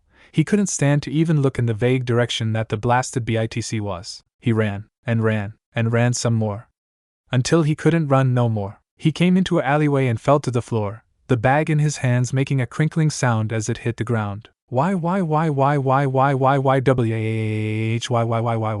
Ichigo banged his fists against the pavement in a futile attempt at letting out his frustrations. It was fair. It wasn't ing fair. He screamed to the heavens as the tears dropped from his eyes. He felt so stupid. How could have he been so blind to see that Yoruichi was just teasing him? And never again, he mumbled to himself. From that night on, no one ever saw Ichigo again. He wouldn't let it happen again. He wouldn't be betrayed again by the people he cared for. He used to be a protector to people. Now, he was simply a ghost to people. Scene change. Let it be known that Ichigo Kurosaki had never considered himself as being a patient human being. I mean, storming the enemy's stronghold during a war with 3 people doesn't seem the most patient thing he could have done. Of course, he'd still do it any day of the week to save someone precious to him. But that was at least 10 years ago, and Ichigo liked to think that he had matured since then. And he had. That's why instead of waiting one day for Yoruichi to return from what he had assumed was the Suryaidai, he waited a whole week instead. Big improvements. However, since it has been a week since Yoruichi's leaving, Ichigo was now classed as worried, and he needed to know what was wrong, if anything was. However, since Ichigo had no spiritual pressure to speak of, he was going to have to get creative to find out any information out about where his love was. and he hated it. But he was going to suck it up and be a man if it was to find out about Yoruichi, because she hadn't been back for a week and obviously Ichigo was worried. Now a week may seem a little presumptuous, but this was the worry of a man whose only social contact for the past 9 years had consisted of the woman in question, a black cat who was the woman in disguise and himself. So you could forgive him for being a tiny bit anxious as to where said woman was. Anyway, he was crap at talking to himself. He himself told him that. Anyway, since Ichigo had to become creative, he needed some help. He hated it, but he needed Urahara's help. Now normally this wouldn't be a problem, but since Ichigo was still hiding, so to speak, he couldn't let Urahara find out who he was. So all he had to do was convince Urahara to let Ichigo know where Yoruichi was, why she was still there, if and when she was supposed to be coming back, and keep his knowledge of the Suriite a secret, and also keep his identity a secret. Easy, right? And that's why we find Ichigo walking up the road that led to Urahara's shoten. Of course, the idea the Yoruichi was just simply late had crossed his mind many times within the long stressful week, but whenever that thought appeared, he'd see that look. The look she had gave him 1 week on the day where she told him that she was going to have to leave for a bit. That wasn't the look of someone who thought they'd be coming back. It was the look of something Ichigo had become chillingly close to resignation that everything was hopeless. Obviously, the idea that it all just his paranoia acting up had crossed his thoughts, but with each passing day he began to realize Yoruichi wasn't coming back, so he had to go get her any way possible. And if that meant that he'd have to trick the trickster, Urahara, to do so, he'd happily oblige. Ichigo had now come up to the shoten and was caught by surprise. The shop was closed as in no one was actually within the building. No lights were on and no one was outside on the porch, brushing the leaves away. Something's wrong, for as long as I have known that creepy shopkeeper, there has not been a single day where Urahara hadn't had those 2 kids sweeping on the porch unless the weather was terrible, or something like. The weather was currently sunny with no sign of rain. A frown marred Ichigo's face. This was wrong, very wrong. Knowing that something was very wrong, Ichigo carefully crept towards the shoten's sliding doors and as quietly as possible slid them open. Ichigo was expecting to see the usual shelves lined with all sorts of sweets from all over the world, but Ichigo didn't see that. No. When Ichigo laid his eyes upon the shop floor, he saw everything in shambles. All of the shelves had been thrown about and the sweets upon them were strewn across the floor carelessly, and it was at this moment that Ichigo knew that no one was in the shoten, not anymore at least. Ichigo let himself in and closed the door behind him. The shop floor looked to be the location of what Ichigo had to assume was where a fight or at least a dispute had occurred. Nothing else could explain why the room was a wreck, and Urahara would never allow his beautiful sweet shop to be harmed if he was here. Which meant that Urahara was no longer in his shoten, and the only other place Urahara could have been was the Suriite. Ichigo nodded at his logic. There was no other explanation as to where the obnoxious shopkeeper was.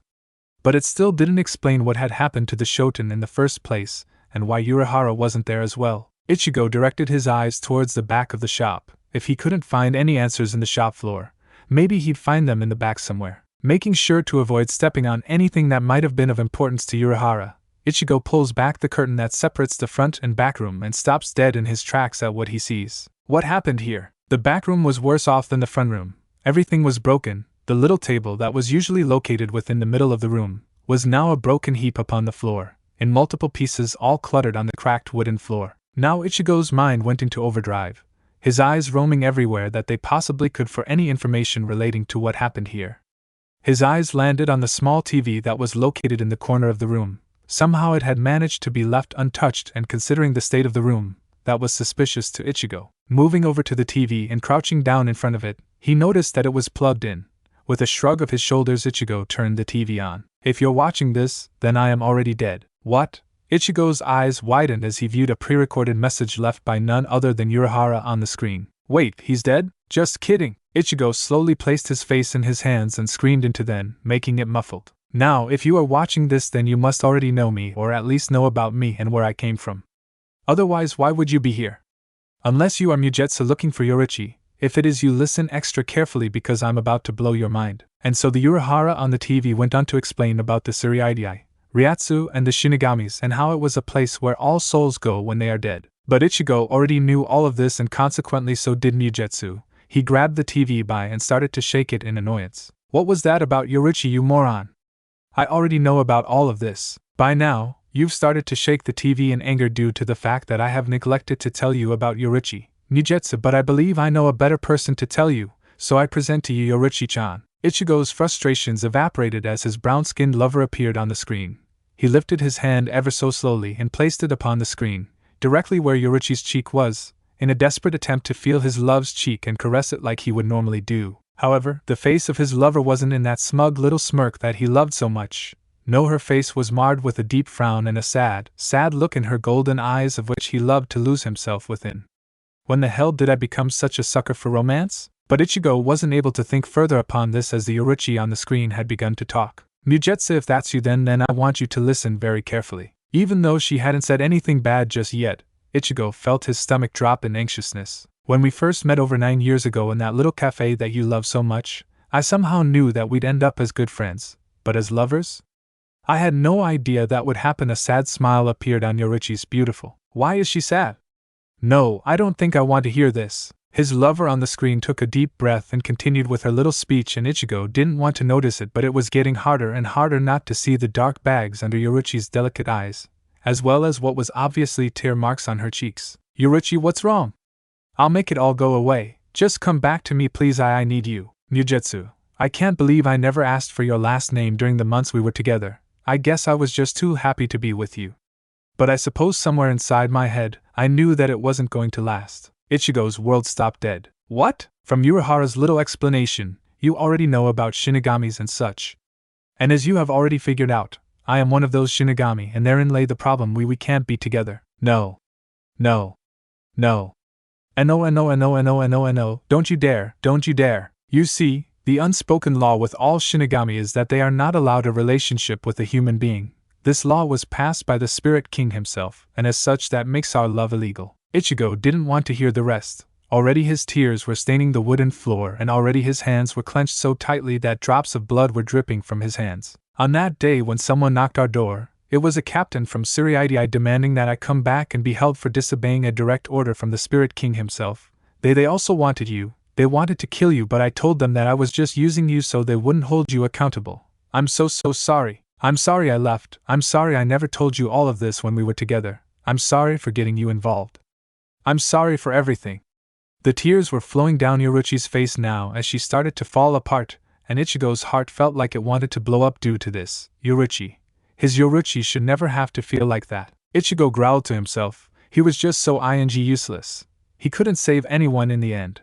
He hated it. The woman he loved was in pure agony, and he couldn't do a thing to help her. God damn it. Ichigo bashed his fists upon the cracked wooden floor of the shoten, and he didn't care when his fists went straight through the floorboards. He didn't care when he felt one of his fingers on his right hand snap like a toothpick.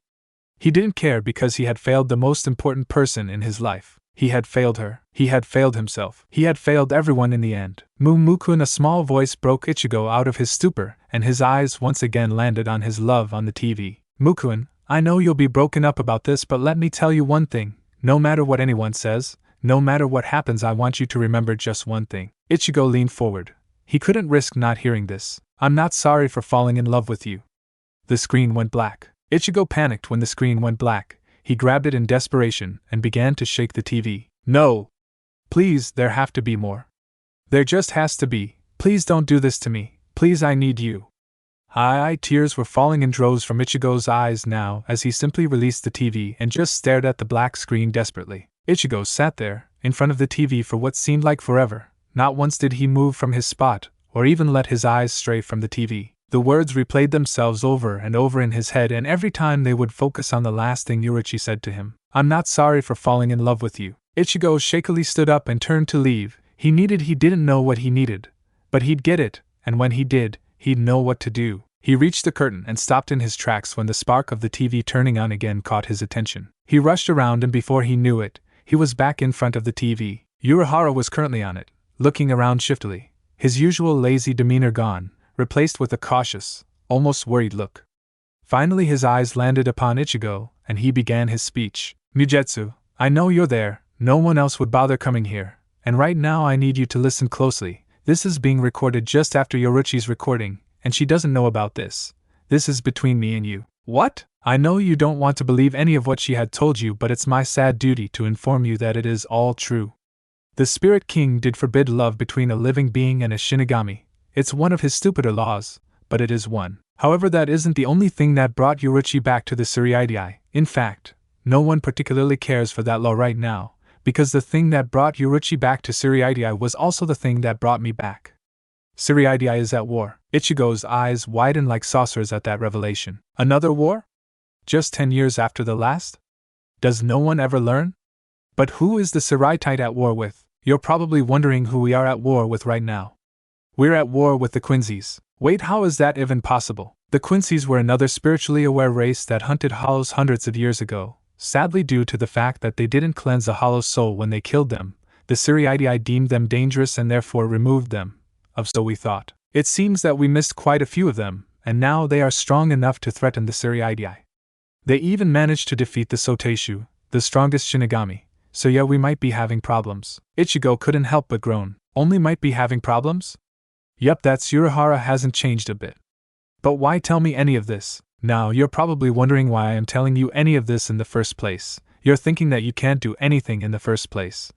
But I am here to inform you otherwise. Ichigo's eyes widened in surprise. There was something he could do to help. Mugetsu, you see, another reason why Yoruichi didn't say anything about this was because of the fact this was also rather personal for her. You see, a couple hundred years ago Yoruichi was soon to be married with a fellow Shinigami, but sadly a few days before the wedding a small Quincy rebel band attacked and managed to kill this Shinigami. You see, she wants to get revenge for her fallen love from so long ago because the leader of the Quincy attack is the same man who killed him. That's all she has ever told me of her past with this Shinigami.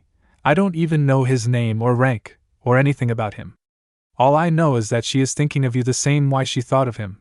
Hell, she may be thinking of you even more than she thought of him at this point. I honestly don't know. It took a few seconds for all of the information to sink in. He couldn't believe Yoruichi believed in something as hopeless as revenge.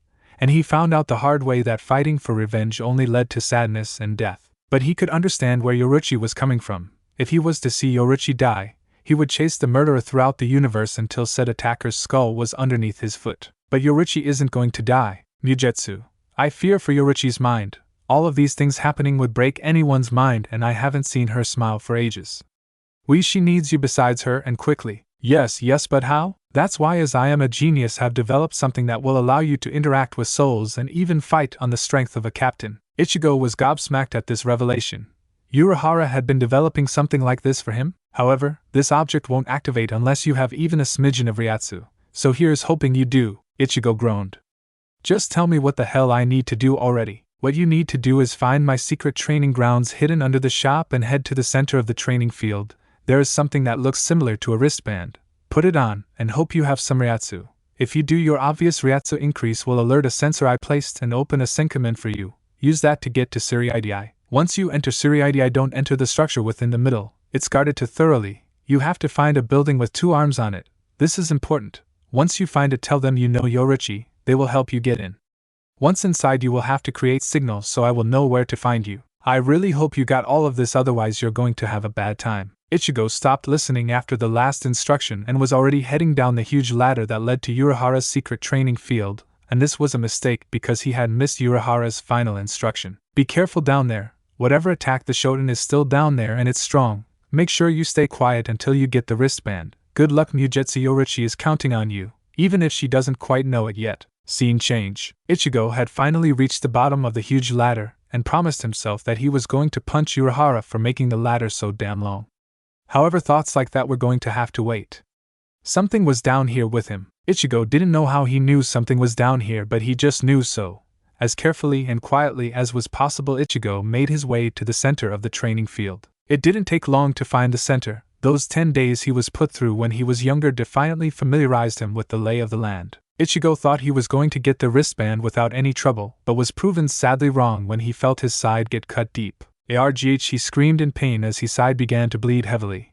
His only hope was the wristband now. Not breaking a second, Ichigo sucked in a deep breath and pushed the pain as far down as possible and began to run for the wristband that lay on the floor. The pain was almost unbearable, but he manned through it. He had to get the band, otherwise he was dead anyway. If this band doesn't miraculously heal me, I will survive either way. Well then, here's hoping. Urahara thought of everything. Ichigo reached the band and he just knew that whatever was chasing him was right behind him. Needing to be quick, Ichigo managed to roll down and pick up the band, and as he rose he placed it upon his wrist. The result was all Ichigo could hope for. A huge explosion of pitch-black Ryatsu sprouted from the ground and shot off into the sky above, almost reaching the artificial roof that hid this place. And inside that pillar of black Ryatsu was the man who had managed to regain the power to protect. A few seconds passed and the pillar remained. The already huge amount of Ryatsu was still increasing exponentially. Finally, after what seemed like forever, a figure slowly walked out from the pillar and revealed something amazing. Ichigo Kurosaki revealed himself from the pillar, and said pillar dissipated, leaving only the form of Ichigo. However, now Ichigo was literally on fire from strange black flames. His feet were shrouded by it, and the black fire-like substance consumed his entire lower body, ending at the waist, only reaching up in wisps of the black flame. His upper body was covered in dark gray bandages that covered his entire upper body except from the part of his right arm that the wristband covered. The lower half of his face was also covered by dark gray bandages. His hair was still the same and his eyes were now completely void black with no other color within. It was like staring to nothingness. Ichigo took his time admiring his new self and realized something. I look exactly like I did when I used the final Getsuga Tensho, but I don't feel anywhere near the same strength. I feel as strong as I was after I beat Okuiora when I equipped my hollow mask. Who are you? The new voice broke Ichigo from his thoughts, and he turned to see something he thought he'd never see again. In front of him was a strange being, a being with a hollow hole, yet had no obvious mask, a hollow with a Zanpakuto. It was an Arankar, an honest-to-God Arankar. Ichigo never felt so happy to see any type of hollow before. It worked. I can see spirits again, and I'm coming for you, Yoruichi. Hey! Don't ignore me! Ichigo once again looked towards the Arankar. What is your name, Arankar? Ichigo was briefly surprised by his voice. It echoed even though he knew there was no echo within the training field. It was even weirder for the Arankar, as when Ichigo spoke, the bandages covering his face didn't budge an inch, as if he hadn't spoken at all. However, the Arankar regained his composure and gave a smug smile in response. You expect for me to give you my name? Ha! You aren't deserving of hearing my name. Just know that I am here to avenge my Lord Aizen. That was all Ichigo needed to hear. The Arankar had no chance of dodging the attack that came from Ichigo because the Arankar couldn't see him move. Ichigo appeared behind the Arankar and placed his hand on the hollow's back. What followed was the black fire spread onto the hollow's body and caused the hollow to disintegrate within a matter of seconds. Ichigo took a shocked step back. I didn't expect that to happen. I was just going to incapacitate him. Ichigo looked at his hands and felt the power flowing through them, but something was still missing. Something on the tip of his tongue. Something that he should know how to do but just couldn't. I'm sure you'll figure it out soon enough. But right now we don't have time. You need to find Yoruichi. Ichigo gasped in surprise at the voice within his mind. It was quiet, so quiet that he almost missed what it actually said. That's right. Shouldn't the Senkamin have opened already? Suddenly a traditional white sliding door appeared in front of Ichigo, and he had to chuckle. That was awfully convenient, Urahara. You really do plan for everything. Taking a few hesitant steps, Ichigo stops just before entering the door. He knew that because he had no help butterfly, he was going to have to be quick in case the cleaner is at work, or even repaired after Aizen destroyed it. Ichigo took a deep breath in anticipation. Whatever fate may yield to him, there was one thing for certain. He wasn't leaving without Yoruichi. And with that, he took his first step through the portal. Ichigo briefly wondered what he was going to do with his graphic novel. It's probably going on hiatus. Don't worry, Ichigo. We'll get her back because nothing can stand against our power. So don't you worry. King, Chap 6 End. So, that was that. What, Daya? Think? As always, inform me if there is anything that might bother you, or maybe even something you didn't quite get.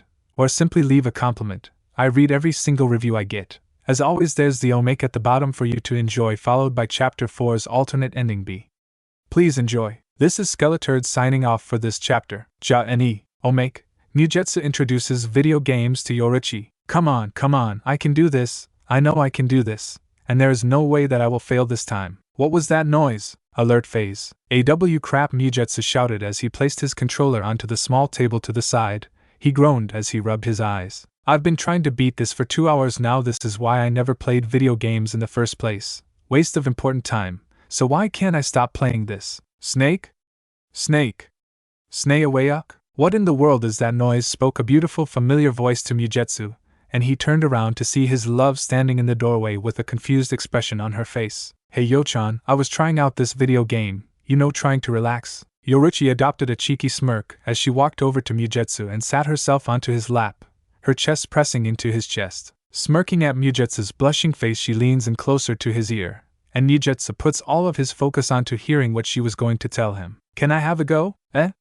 Mugetsu's eloquent reply was as Yoruichi had already turned around, still planted firmly on his lap, and picked up the controller and started playing the game. Mugetsu was left dumbstruck. Did that just happen? That's the sort of crap that happens in cartoons, for God's sake. Mission complete. Good job, Snake. Wait, what? Mugetsu maneuvered his head so he could see the screen and let his jaw drop when he saw the completion screen on TV. That wasn't so hard, that or you just suck. Mukuen. Yoruichi once again turned around on his lap and looked smugly into Mugetsu's eyes. Oh, shut up, you tease, Mugetsu said as he became captivated within his lover's golden eyes. Yoruichi likewise stared deeply into Mugetsu's eyes and lowered her mouth slightly, and Mugetsu raised his towards her. They were so close now, an inch away from ing. I'm only a tease for you, Mukuen. Only for my Mukuen. Their lips connected and thus proved that video games are good for relationships. End of Omake. Chapter 4, Alternate Ending B. I need her to be with me. Grabbing the bag that was located on his bed, Ichigo stormed towards the front door. He reached it and grabbed the doorknob.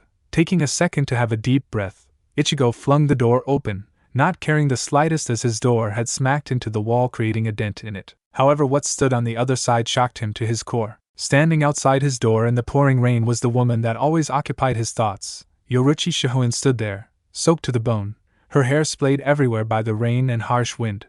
She managed a small weak smirk when Ichigo's eyes landed upon her. Before she could say anything, he yanked her inside and out of the freezing cold. Yoruichi! What the hell are doing? What? Yo-chan, you're going to have to speak up, the rain is so loud. Want with, Ichigo groaned, as he wrapped a towel around the freezing feline. Okay, one more time, Yo-chan. What's so bad that you had to go through that rain to come all the way up here? Ichigo expected a verbal reply, maybe a smirk or laugh. What he didn't expect was for the dark-skinned woman to jump him and place her lips on his in a ferocious manner. Though was controlled purely by Yoruichi, who had her hands pulling on Ichigo's black hair and her teeth biting harshly on Ichigo's poor lips. Ichigo, the poor man, was completely dumbstruck. His mind had shut down and was rebooting anytime soon. Yoruichi started to pull harder on his hair and biting even harder that she drew blood. Mind reboot, 20%. This ravenous lasted for a few minutes because Yoruichi was beginning to tire herself out, but before she stopped Ichigo, she shoved her tongue into his mouth and had her way with his mouth. Mind reboot, restarted. The stopped and both members had to take a deep breath. Yoruichi simply stared into Ichigo's eyes, trying to convey her emotions whilst Ichigo simply stared back. Finally, after the silence, Ichigo spoke. So you want to stay here? An exited nod was his answer. Okay then, but I need to MPH. Yoruichi had started to ravish his mouth again without his permission. Well, I guess she loves me then, yeah. Thanks for watching this video. You really enjoy this video. Like, subscribe, and comment down below, and turn on that bell notification. Don't forget to support and follow Skeleturd for writing that awesome fanfic, and also make sure to comment on this story, link in the description. See you in the next video. Goodbye.